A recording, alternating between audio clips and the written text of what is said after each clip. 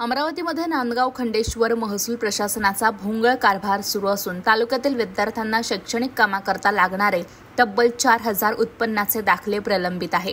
विद्यार्थ्यांचे शैक्षणिक नुकसान होण्याची शक्यता असल्यामुळे विद्यार्थी आणि पालकांनी शिवसेनेचे प्रकाश मारोटकर यांच्या नेतृत्वात तहसीलदारांना घेराव करून 2 दिवसात दाखले निकाली काढा, अन्यथा तहसील कार्यालयाचा ताबा घेऊ असा इशारा दिलेला आहे।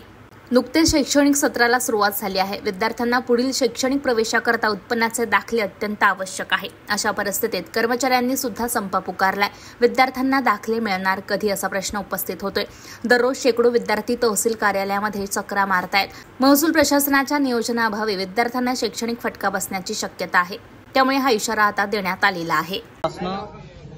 जे शैक्षणिक क्षेत्रात विद्यार्थी प्रवेश घेऊ इच्छित आहे त्यांचे फार उत्पन्नाचे दाखले असेल, कास्ट सर्टिफिकेट असेल, नॉन क्युम्युलर असेल, हे भेटण्यापासून विद्यार्थी वंचित आहे। एक महिना झाला, 15 दिवस झाले उत्पन्नाचे दाखले भेटत नसल्यामुळे त्यांच्या पुढील शैक्षणिक प्रवेश होत नाहीये।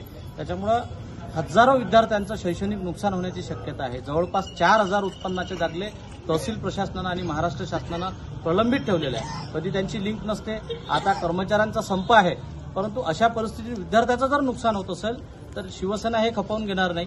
आम्ही 2 दिवसाचा तहसीलदारांना अवधी दिलाय की 2 दिवसामध्ये संपूर्ण 4,000 उत्पन्नाचे दाखले निकाली काढावे, अन्यथा शिवसेना उद्धव बाळासाहेब ठाकरे पक्षाच्या वतीनं तहसील कार्यालय ताब्यात घेण्यात येतील असा इशारा आज आम्ही शिवसेनेच्या वतीनं दिला।